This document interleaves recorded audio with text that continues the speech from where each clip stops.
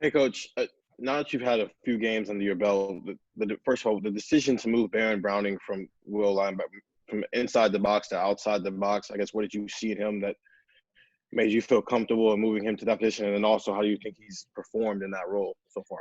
Well, I think he's done a very good job so far. And the good thing with the way we move our linebackers around, it really helps us to have a young man that has played inside, just like Pete did. I mean, Pete was outside, so we look at the three linebacker position as all being one. And our guys can play all three positions. Justin Hilliard's been another guy that has done a really, really good job in there, along with Tuff and Pete and those guys. So we've been very, very pleased with our linebacker position. All right, we'll go next to Tim May from Leonard Monroe. Tim? Excuse me? Tim May. Sorry, Coach. Okay. It's Tim May. Hey, you're a veteran coach. What goes into the idea of blitzing? I want to kind of pick your brain on what the young guy at Indiana is doing from a defensive coordinator side. I know you don't study them, but what just goes into the idea of blitzing, frequency of blitz, and usually when you're blitzing a lot, does it mean you're covering up for maybe some other disadvantage elsewhere? No, the philosophy that everybody's had in the defensive part of it is you don't want the offense to feel comfortable.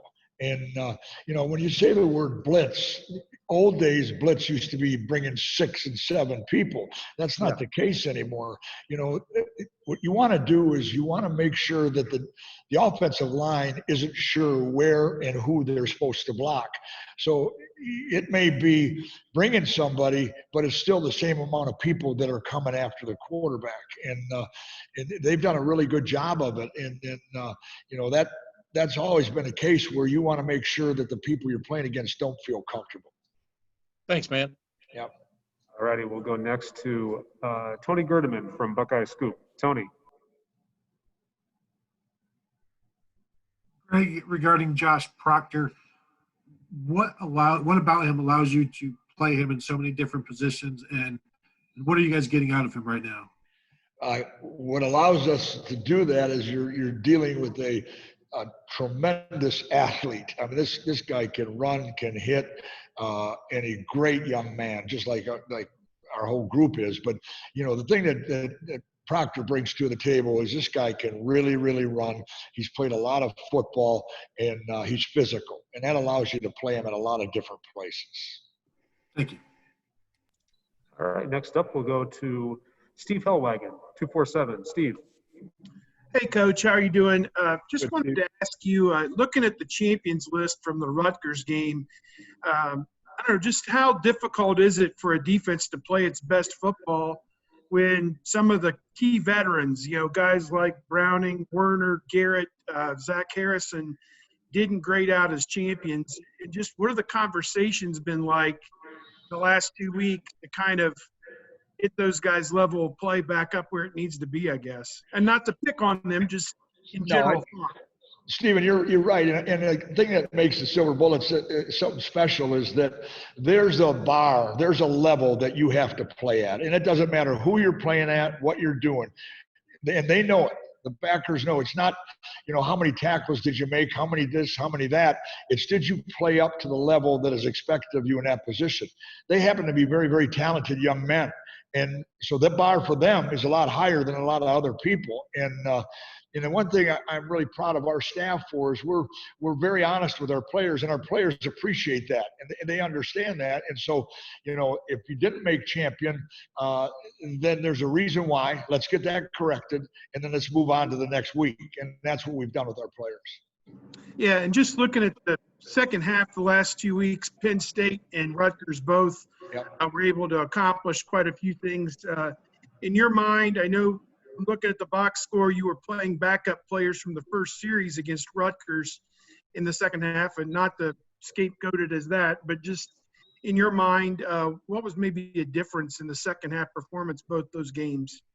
Tackling was everything. And, and Stephen, you bring up a great point. And we have always on our goal board, don't allow the team to score in the fourth quarter. And if you do that, you're usually going to win every game. But more importantly, what it does is it sets the bar for the younger players that go in.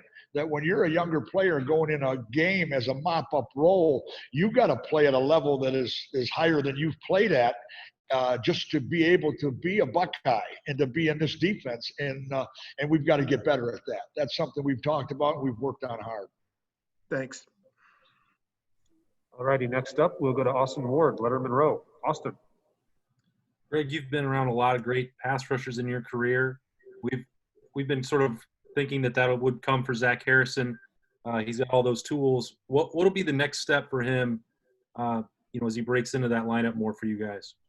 Well, I think just keep doing what he's doing. I mean, when you play for Coach Johnson, the one thing you're going to do is you're going to work as hard or harder than anybody that plays the game at that position.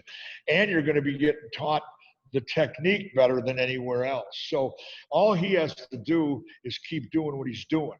And that's the way it is with all young players on this program. But keep doing what they're doing and listen to the coaches, and you're gonna end up being where you have to be. Zach's special. Zach's a special young man. He's so talented, and he comes to work every day, just like all the other guys do. I mean, I'm so proud of this group. You guys don't understand, but I mean, what they're going through.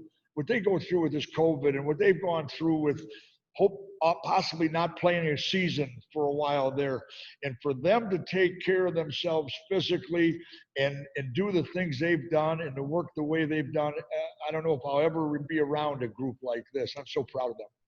Thanks, Greg. All righty, we'll go next to Nathan Baird, Cleveland.com. Nathan?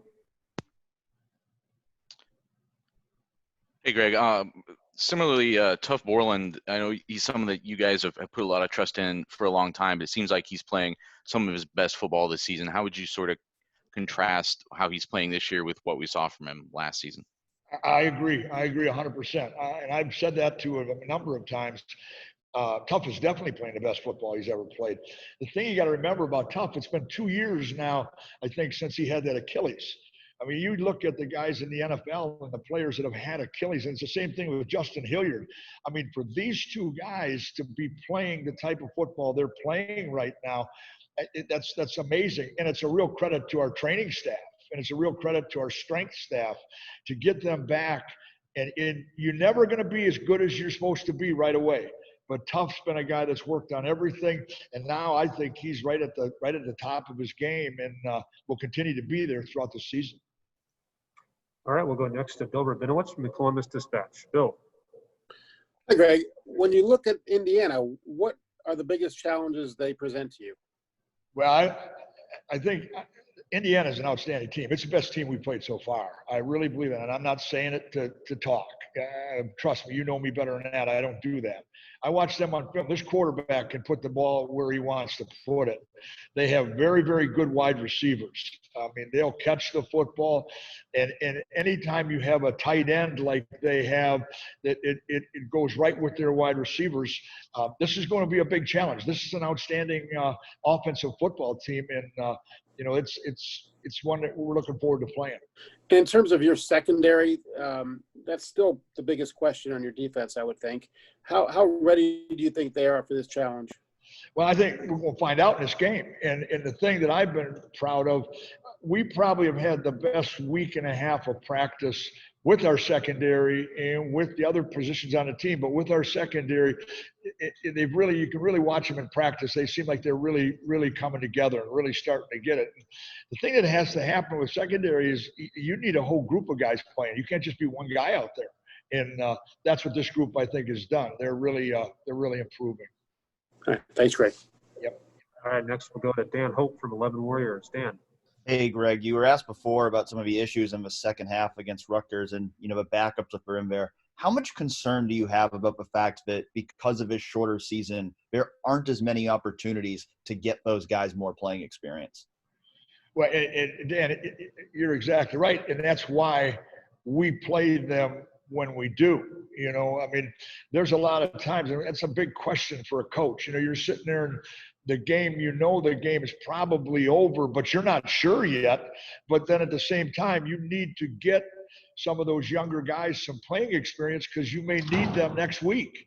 And there's no way to get better than to play in a game. So that's where you're at. You didn't have the 3 non-conference games that you usually have. So you have to find a way to get them experience, and you don't like really doing that under the lights. You'd rather do that in a game that really isn't as big, and that's what we're at. Does that factor into your thinking going forward here of maybe you pull the trigger and put those backups in a little bit sooner because the season is so short? No, I don't think it's because the season is so short. It's because that it isn't going to change. Your depth's not going to change. So if you see that you need somebody to back up Pete Werner, in case something happens, well, we better get that guy ready. And in a game, if you have a lead and you look like you've got a good chance of winning this thing and doing what you want, then you got to get somebody in to get the experience. And that's what happens. Thanks, Greg. Yep. All right, we'll go next to Patrick Murphy, 247. Patrick? Greg, you mentioned the receivers for Indiana. There's been a lot talked about the quarterback, but what is it specifically that you see that they do well that has made his job easier? I think the thing they do a really, really good job of is they get the ball out really quick. They catch the football, and their philosophy is they're going to spread the field, and they're going to see if they can't get it out quick before you get there, and then go from there. And the other thing you don't want to forget about this team is, and everybody always wants to talk about pass. They have the ability to run the football, and they've got a couple big running backs that can gain some yardage, and they got a couple pretty good tight ends that can block, and they've got an offensive line that can block. So they've got a good program right there, and so that's what really kind of gives them what they do. You've obviously we've got time for just a couple more. We'll go first to Joey Kaufman from the Columbus Dispatch. Joey. Greg, if this was a typical season, a top 10 matchup would have you'd have a crowd of 100,000 people, and there'd be a lot of buzz in the building and a lot of juice. Obviously, is it harder to win games at home? Is the home field advantage neutralized more? What have you kind of found? No, it's not harder than it has been before, because when you're going into the shoe, you better play like you're supposed to, and that's the bottom line. I mean, there's an unbelievable tradition, and that's what you do. And there's also a real comfort in that you're here in your city, and you're not on a plane, you're not on a long bus ride, and everything like that. So home games are still home games.